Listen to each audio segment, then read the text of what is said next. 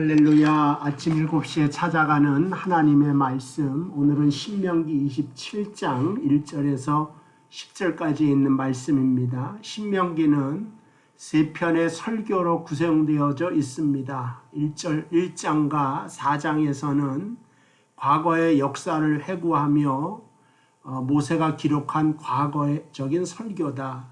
그 다음에 어제까지 배웠던 4장과 26장까지는 율법, 지켜야 될 율법에 대해서 다시 한번 모세가 기록해 놓은 것입니다. 그리고 27장부터 30장까지는 모세의 마지막 3차 고별 설교가 됩니다. 그래서 오늘 1절에 보면은 내가 가나안 땅에 들어가거든 하나님의 명령을 다 지켜 행하라 라고 했습니다.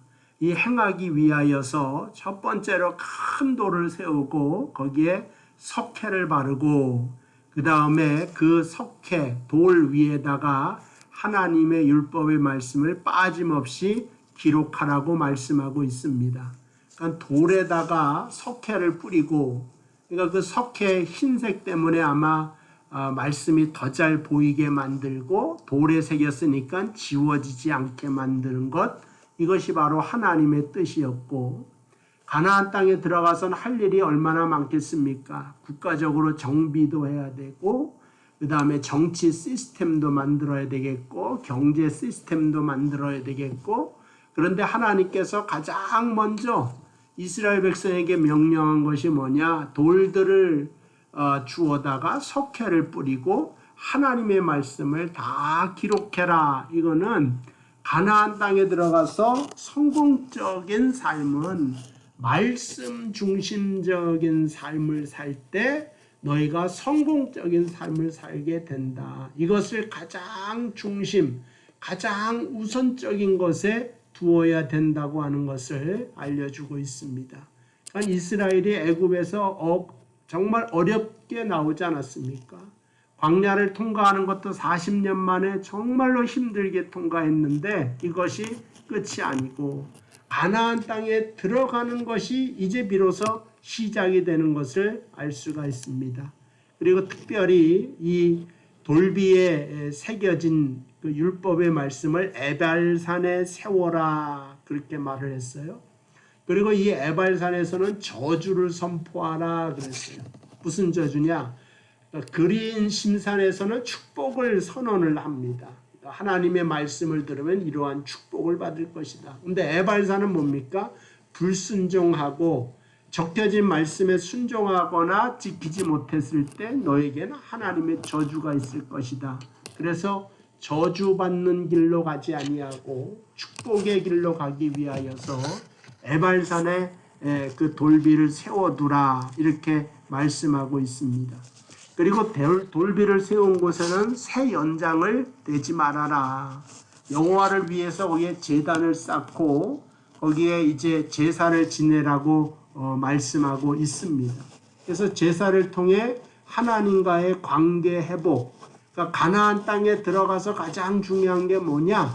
말씀, 하나님을 떠나지 말라는 거죠. 말씀 중심적인 삶. 그 다음에 제사를 통하여서 하나님과 관계가 더 깊어지라고 하는 이 두 가지의 말씀을 하십니다. 그리고 제단을 쌓는데 연장을 대지 말라. 새 연장을 대지 말라. 그거는 외형과 미간에 너무 신경 쓰다가 신령과 진정으로 드리는 예배를 그르칠까 두려워한 것입니다. 그러니까 외관보다는 너의 중심을 가지고 하나님께 예배하는 것이다. 그래서 우리가 성막과 성전이 있지 않습니까? 성막은 하나님이 명령해서 모세가 광야에서 만든 것입니다. 근데 성전은 솔로몬이 자기는 왕궁에 사는데 하나님은 아직도 저 텐트 속에 계시느냐? 그 성막보다는 더 웅장하고 큰 성전을 지어드리겠습니다. 하나님께서 글쎄요, 그 성경에 보면 성전에 대해서 그래서 약간은 좀 부정적인 내용이 있어요. 성막을 하나님 좋아하신 겁니다. 백성이 움직이면 성막은 텐트이기 때문에 똑같이 백성과 가고 하나님이 직접 백성에게 찾아온 거라 하나님의 복음의 메시지가 맞아요. 근데 성전은 움직일 수 없는 거라 항상 우리가 뭐 지금 교회도 마찬가지지만 찾아가죠. 그래서 신약에 와서는 가정교회가 생기고 가정교회가 속회 예배로 되어지고 소그룹으로 되어져서 커다란 움직이지 못하는 교회 건물과 가정에서의 어떤 소그룹을 통하여서 요즘에 균형을 맞춰가는 것을 볼 수가 있습니다. 어쨌든 하나님은 예배드리는 데 있어서 외형과 미간에 너무 신경 쓰지 말라 하는 것으로 새 연장을 들어서 이것저것 화려하게 만들지 못하게 하셨다고 하는 것입니다. 그리고 다듬지 않는 돌로 제단 위에 번제를 드려라. 그러니까 번제는 속죄하라는 뜻이고 헌신을 결단하라는 것입니다. 그러니까 십자가의 삶을 살아라. 구약에도 똑같이 명령하시죠. 그리고 이제 7절에 보면 화목제를 드리라고 했는데 화목제는 그야말로 하나님과 사람 간에 서로 화목하고 기뻐하고 감사하고 이건 또 다른 부활의 삶을 살아라 그런 뜻입니다. 그러니까 하나님께서 가나안 땅에 두린 이유는 하나님과의 관계 예배를 통하여 제사를 통하여 더 가까워지고 또 화목제를 통하여 서로 먹고 즐거워하며 기뻐하는 행복한 삶을 살기를 원하는 모습으로 가나안 땅을 설계해 놓으신 것을 보게 됩니다. 그러니까 오늘 여러분이 혹시나 외롭거나 또 우울하거나 그 다음에 침체되어 있거나 그러나 이 모든 것은 하나님의 뜻이 아니다. 그래서 예배를 통하여 하나님과 화목하게 되며 이웃과 화목하고 기뻐하고 행복하는 회복의 역사가 나타나기를 주님의 이름으로 축복을 드립니다. 그리고 오늘 8절에 보면 또 돌들이에 분명히 하나님의 말씀을 정확하게 기록해라. 그거는 돌들의 새길 뿐만 아니라 너희 마음에 새겨져야 된다. 이 말씀이 새겨지는 게 그렇게 중요하다고 하는 사실을 알려줍니다. 그래서 기록된 말씀의 영향력이 놀라운 것입니다. 예수님이 공생애를 3년간 하셨다. 우리는 그렇게 알고 있습니다.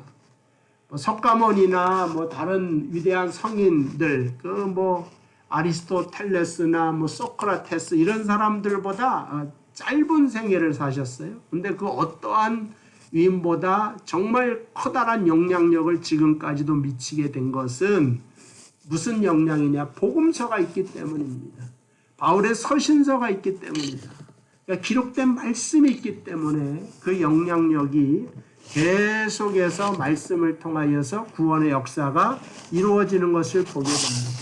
기록된 말씀은 우리의 영혼을 사탄의 손에서부터 지켜주는 도구다. 그래서 성도의 궁극적인 싸움의 대상은 자기 정욕, 자기 감정이 아니라 에베소서 6장 12절에 보니까 우리의 싸움은 혈과 육에 대한 것이 아니라 어둠의 세상 주관자들과 하늘에 있는 악의 영을 상대함이라. 이 악의 영을 상대하는 것들은 미사일 가지고 전투기 가지고 되는 것이 아니라 말씀 가지고 상대해야 된다. 그래서 에베소서 6장에 거기 하나님의 전신갑주를 입으라 나왔잖아요. 진리의 허리띠, 믿음의 방패, 복음의 신, 구원의 투구 이래서 한 5개 나오는데 이건 다 방어적인 겁니다.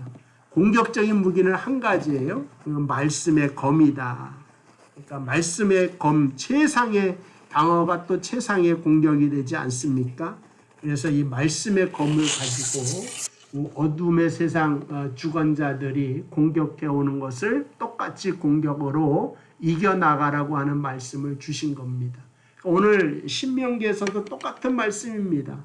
이스라엘 백성에게 에발산과 그리심 신산에 축복과 저주를 선포하는데 그 율법의 말씀 에발산에 세운 다음에 그것을 반드시 기억하고 마음에 새기고 그대로 따라 지키라고 하는 말씀을 하셨듯이 오늘 우리가 받은 말씀대로 믿음 안에서 굳건히 쓰고 그러니까 세상이라고 하는 것은 그 당시에 가나안의 우상들, 그 다음에 거기 점치는 사람들, 여러 가지 것들이 다 있어요. 하다못해 사울 왕 같은 사람도 그런데 빠지지 않습니까? 솔로몬도 마찬가지죠. 하나님 그러나 말씀 앞에 세워진 사람들은 끝내는 책임지시고 붙잡는다고 하는 말씀을 하셨듯이 여러분들이 오늘도 말씀 안에서 승리하는 그러한 복된 삶을 살게 되기를 주님의 이름으로 축복을 드립니다. 기도하겠습니다. 하나님 감사합니다. 이 말씀 듣는 우리 모든 성도가 말씀 앞에 세워지게 하시고 이 말씀을 통하여 승리하는 삶을 살게 하옵소서. 예수님의 이름으로 기도하옵나이다. 아멘. 감사합니다.